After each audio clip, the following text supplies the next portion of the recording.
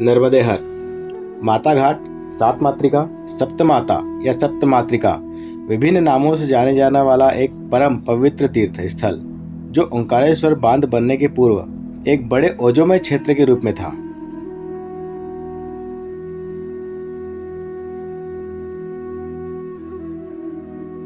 ओंकारेश्वर से पूर्व दिशा की ओर लगभग 3 से 4 किलोमीटर की दूरी पर मां नर्मदा जी के दक्षिण तट पर एक पवित्र पावन तीर्थ सात मात्रा सप्तमातृका के नाम से जाना जाता था। इस पवित्र स्थल पर पहले ओंकारेश्वर से नाव द्वारा तथा ग्राम पालड़ी से बैलगाड़ी या पैदल पहुंचा जाता था।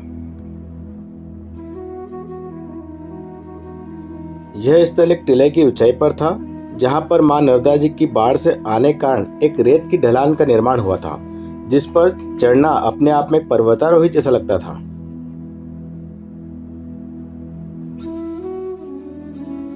खड़ी चढ़ाई होने के बावजूद हमें ऊपर चढ़ना और तेजी से नीचे उतरना एक अपने आप में रोमांच लगता था। यदि ऊपर से नीचे की ओर थोड़ा सा भी दौड़ कर उतरे तो यकीन मानिए आप सीधे मां नर्मदा जी में डुबकी लगाएंगे।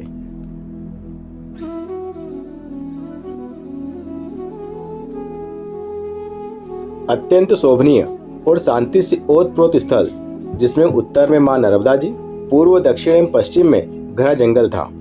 इस क्षेत्र में इतनी शांति थी कि नर्मदा जी की लहर नाव से टकराती थी, जिसकी आवाज स्पष्ट सुनाई देती थी। सात मातृका मंदिर पहुंचने पर मंदिर के स्वागत द्वार पर 2 बड़ी बड़ी मूर्तियां थी, जो कि द्वारपाल या रक्षक के समान प्रतीत होती थी।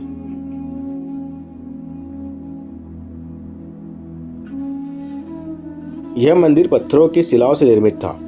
इस मंदिर में पूर्व दिशा में भैरवनाथ, कुमारी और माहेश्वरी देवी है, और दक्षिण दिशा में ब्रह्माणी, वैष्णवी और इंद्राणी देवी है, और पश्चिम दिशा में वाराही, चामुंडा और गणेश जी की अलौकिक प्रतिमा है। मंदिर के प्रांगण में ही एक खंभे पर एक ऋषि की प्रतिमा है, जो उत्तरमुखी तथा तपस्यारत है। यह महान तपस्वी कौन है, यह एक रहस्यपूर्ण है, जिनकी याद में यह मूर्ति बनाई गई थी। मंदिर के बाहरी भाग में चक्रवाली माता, भगवान महाकाल, दक्षिण मुखी हनुमान जी महाराज और साथ ही कपला भाई की प्रतिमा है।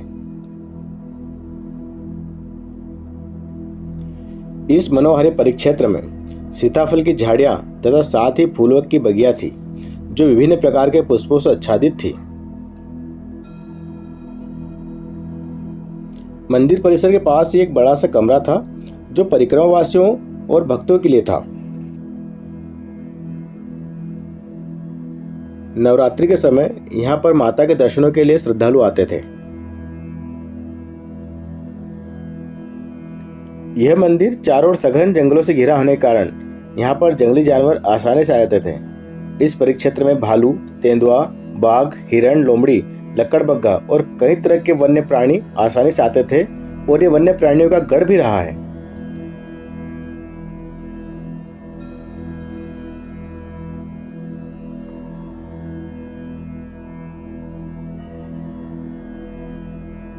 सात मातृका मंदिर में बहुत विरले लोग ही रात रुकते थे, अन्यथा आरती के ठीक पश्चात कोई भी नहीं रुकता था, सब चले जाते थे।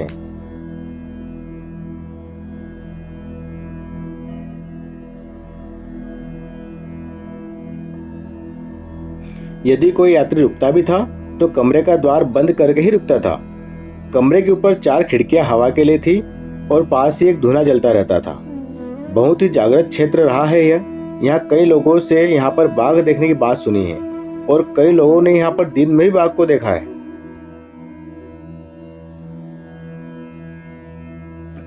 एक रात्रि विश्राम करने वाले व्यक्ति ने अपने अनुभव हमसे साझा किए। उन्होंने कहा कि रात में चारों ओर जानवरों की आवाज से कोलाहल मच जाता था।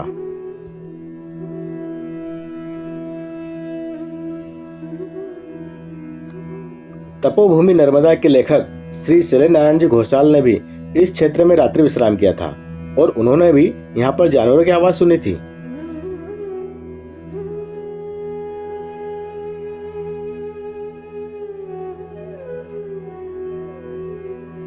नर्मदा रहस्य पुस्तक में वर्णित है कि किसी समय इस स्थान पर 2 ठाकुरों ने भी सिद्धि प्राप्त की थी।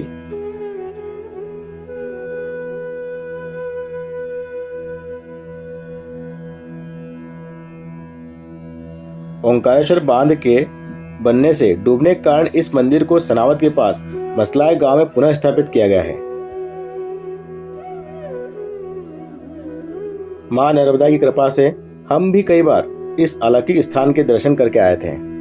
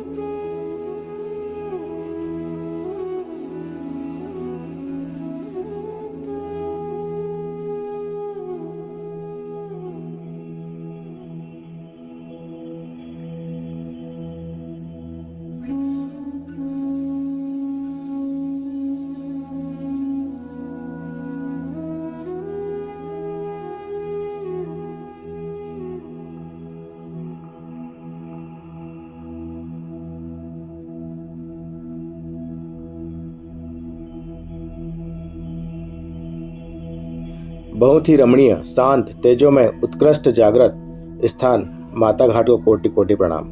मां नर्मदा रहस्य प्रमोद अत्रे। धन्यवाद।